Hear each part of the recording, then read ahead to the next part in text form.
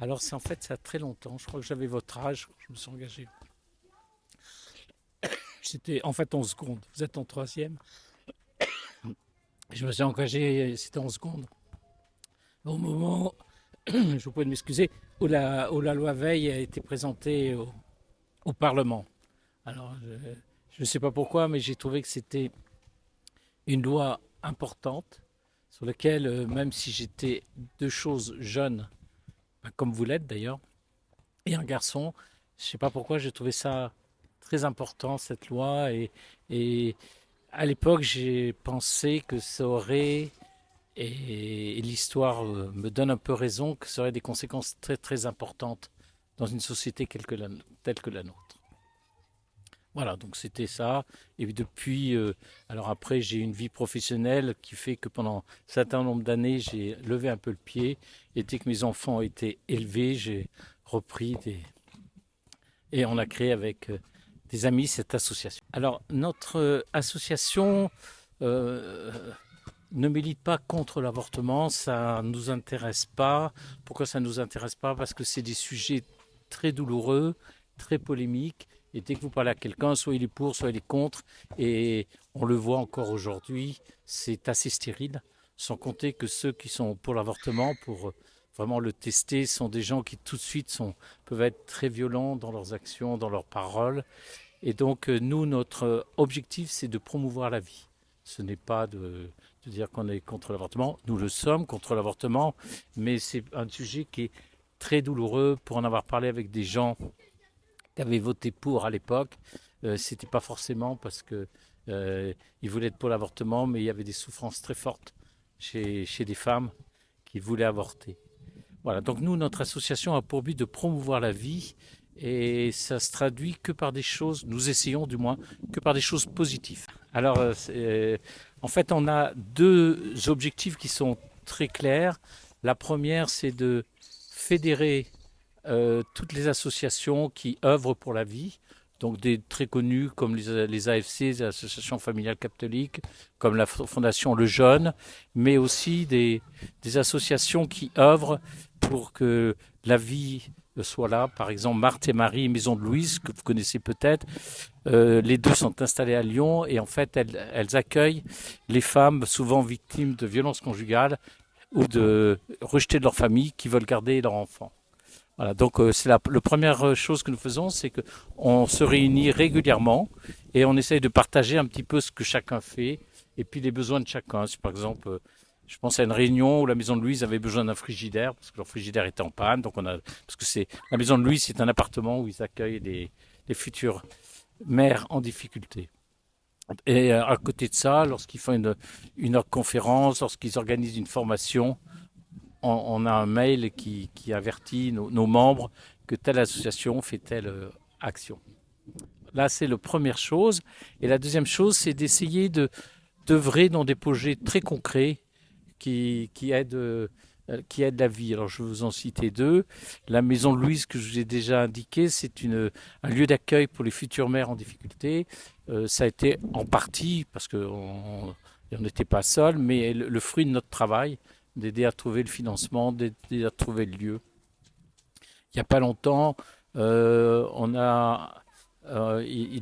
y avait un prêtre, une psychologue et un médecin qui se sentaient la vocation parce qu'il y avait des demandes de femmes qui ont avorté, qui ont souffert et qui voulaient avoir un lieu de parole. Donc ce groupe existe sur Lyon. Les femmes qui le souhaitent, qui ont avorté, qui ont besoin d'en parler, se retrouvent entre elles et peuvent être accompagnés par un médecin s'il y a besoin ou une psychologue.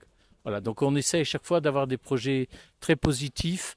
Voilà, l'autre chose que l'on fait, on aide à développer les méthodes de régulation naturelle des naissances. Parce que la pilule, plus la recherche avance, plus on voit que c'est quand même quelque chose de pas très bon pour le corps de la femme, aussi bien philologiquement que physiquement, que pour plein de raisons. Et il y a de plus en plus, et le mouvement écologique nous aide beaucoup là-dessus, de femmes qui veulent vivre leur sexualité d'une manière normale, hein, sans avoir besoin de produits chimiques pour ça. Voilà, donc à chaque fois, donc c'est des choses positives et c'est ce que nous essayons d'apporter. Honnêtement, je suis partial, donc je ne pourrais pas vous répondre à la question. Aujourd'hui, tout est fait en tous les cas pour l'interdire, l'étouffer. Par exemple, vous avez des lois qui disent si vous savez, il y a eu des lois très, très importantes qui ont été faites là-dessus. Depuis très longtemps, les gens n'ont pas le droit de manifester près d'une clinique qui pratique l'avortement. Il y a quelques années, on peut poursuivre un site qui défend la vie. Donc, il y a beaucoup, beaucoup de choses qui font que aujourd'hui, le débat est très confisqué. Sur les radios publiques, je vous mets au défi de trouver une seule émission où il y ait des gens qui soient pour la vie, qui sont invités. C'est toujours dans un sens unique, mais ça, nous le savons. Voilà, donc pour moi, en France, le débat est très confisqué, très interdit. Si vous allez sur le ministère de la Santé, sur l'avortement, il n'y a aucune chose qui pourrait dire attention, voilà les risques qui existent, voilà les souffrances qu'on connaît, voilà les conséquences qu'ils peuvent avoir. Voilà, là, c'est tout pour ça. Donc le débat en France n'existe plus, je pense, ou peu, mais heureusement, je pense que la liberté reste quand même quelque chose de fondamental dans notre pays. Il y aura toujours des gens qui avanceront et qui défendront la vie un petit peu, parce que d'abord c'est très beau, c'est très stimulant, et voilà, le but c'est pas d'aller contre, mais encore une fois de promouvoir. Alors vous avez deux choses là. Pour moi, et je pensais en préparant cet entretien à cette phrase que vous connaissez sûrement, c'est « Amour et vérité se rencontrent ». Je pense que dans ce débat, il faut que chacun de nous cherche la vérité. Cherche à comprendre pourquoi la vie est si belle, et donc c'est une chose qui est pour moi assez essentielle, quoi. Dans ce débat, il y a beaucoup de mensonges. Lorsque on entend dire mon corps m'appartient, je ne sais pas jusqu'où les gens ont fait un petit peu de science, mais un embryon, c'est pas le corps de la femme. C'est un ovule et un spermatozoïde, donc ça n'appartient pas juste à la femme. Il y a un père derrière ça, et dès qu'il y a l'embryon qui se crée, il y a un ADN comme un ADN humain, donc c'est pas le corps de la femme. Donc dire que c'est mon corps, c'est une chose qui est fausse, scientifiquement parlant. Après, la deuxième chose, c'est que vous remarquerez dans les débats deux choses qui me marquent beaucoup. C'est que le père est jamais cité, jamais cité, quoi. On parle que de la mère ou de la femme, jamais. Et encore pire, le bébé à naître n'est jamais cité. Comme si les gens avaient peur de mettre des mots sur une réalité. Vous écouterez, vous lirez. On parle très très rarement de temps en temps de l'embryon, mais de l'enfant à naître jamais. Et du père, il est d'ailleurs. Dans un pays où à longueur de temps, je pense à vous qui êtes un garçon, où on nous explique qu'il faut une égalité homme-femme, et ben c'est vraiment l'un des actes les plus fondamentaux de la vie, c'est donner la vie. Et ben l'homme n'a aucun mot à dire. Ça, c'est très troublant pour moi. Très très troublant dans un pays de liberté où on nous parle d'égalité homme-femme. L'un des actes les plus fondamentaux de la vie, on exclut le père, on exclut l'homme. Voilà. Enfin, là c'est une autre chose, c'est pour ça que je suis très confiant si on se place sur un niveau macroéconomique. Donc, je veux dire, prenant de la hauteur, qu'est-ce qui s'est passé en 50 ans et quelles sont les conséquences? Les conséquences sont très simples. Aujourd'hui, tous les jours, on nous parle de trois problèmes. On nous parle du problème du déficit du budget de la France, on nous parle du déficit des retraites, et on nous dit qu'il y a peut-être trop d'étrangers en France, parce qu'il n'y a pas assez de jeunes. Les étrangers, ils y sont pour rien. Si on les a appelés, c'est qu'on avait besoin de main-d'œuvre et qu'on n'en avait plus en France. Et si on met à parallèle les millions d'avortements qu'il y a depuis 50 ans, on voit qu'on court dans le mur, quoi. Aujourd'hui, on ne paye pas les retraites. Il faut savoir que c'est depuis 1974 la première fois où Et depuis, le déficit, le budget de la France n'a jamais été en équilibre. Alors on peut trouver d'autres raisons, tout ça, mais il y a quand même une concomitance et on sait, on est devenu un peuple de vieux.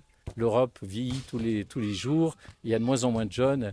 Voilà. Donc même au niveau macro, les choses d'ailleurs, c'est assez intéressant de voir même les députés qui ont voté pour le droit à l'avortement, un droit qui ne peut pas exister, je pourrais vous expliquer pourquoi. Et ben, ces mêmes députés maintenant nous écrivent disant il n'y a plus assez d'enfants. Je pense déjà qu'on aide plus les femmes qui veulent avoir des enfants. Ça, c'est sûr. L'autre changement, je pense qu'il faut redonner un peu la place au père. Le père, dans la vie d'un enfant à naître, a une place essentielle. Il faut lui redonner sa place. Il faut aussi que les hommes retrouvent leur place, parce que c'est aussi en partie de leur faute. La vocation de l'homme, c'était de protéger la mère de son enfant et de protéger l'enfant. Et aujourd'hui, il y a trop d'hommes qui renoncent à ça et qui non seulement ils renoncent, mais poussent souvent leur conjointe à aller avorter. Donc je pense qu'il faut retrouver ça, il faut retrouver pourquoi c'est beau la vie, pourquoi c'est juste extraordinaire à voir, parce que j'ai des cas autour de moi de gens qui ont eu très peu d'enfants, qui ne veulent pas d'enfants, et quand le petit enfant arrive, c'est juste incroyable la manière dont toute la famille change du tout au tout. Voilà. Non, je pense que les idées reçues, c'est que dès que vous défendez la vie, vous avez tort. Si en plus vous êtes un homme, alors là, je vous dis pas quoi. Vous êtes. Donc, mais ça, c'est pas très grave. On le sait tout ça. Mais les faits sont têtus, la vérité est aussi têtue, et dans tout ça, l'amour est important, quoi. Trop souvent, il y a des avortements par manque d'amour dans un couple. C'est difficile. C'est difficile et honnêtement, je cherche pas trop parce que c'est difficile déjà en général, je trouve, d'avoir des débats apaisés en France. C'est difficile pour avoir été souvent agressé pour ça. Je le dis souvent, je m'occupe de pas mal d'associations. Partout, on me dit c'est super.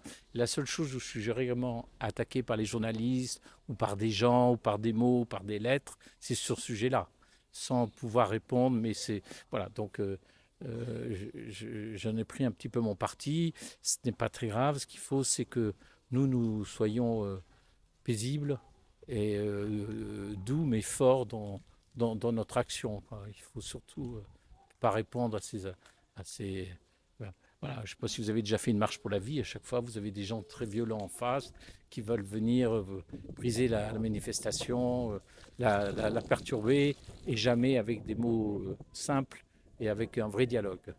C'est mon expérience. Vraiment, le principal message, c'est que la vie, c'est super. Et que c'est trop dommage qu'aujourd'hui, on n'aide pas les femmes à garder leurs enfants. C'est trop dommage que les hommes ne comprennent pas leur rôle essentiel qu'ils ont, parce qu'ils sont aussi responsables de leur enfant que la mère. Mais dans tous les cas, je compare souvent, vous savez, vous n'avez pas connu ça, la chute du mur de Berlin. La chute du mur de Berlin, je peux vous garantir, je m'en souviens bien, quelques semaines avant, mais jamais les forces communistes n'avaient jamais été aussi fortes. Et en 24 heures, le mur s'est effondré. Donc on sent un petit peu la même chose en France. On le sent, je vous dis, parce qu'il n'y a plus de natalité. Donc ça, les dirigeants s'en émeuvent. On le sent parce que moi, j'ai jamais été autant secondé par des femmes qui ont avorté, quoi. Une femme qui a avorté, qui en souffre, je peux vous dire, c'est des témoignages juste extraordinaires. Donc voilà. Donc l'espérance est essentielle. Et les faits, encore une fois, la macroéconomie, les souffrances, je conseille vraiment de lire, vraiment de faire votre idée dessus, hein, de lire des livres, des témoignages. Voilà. De rien. Bon courage. Merci.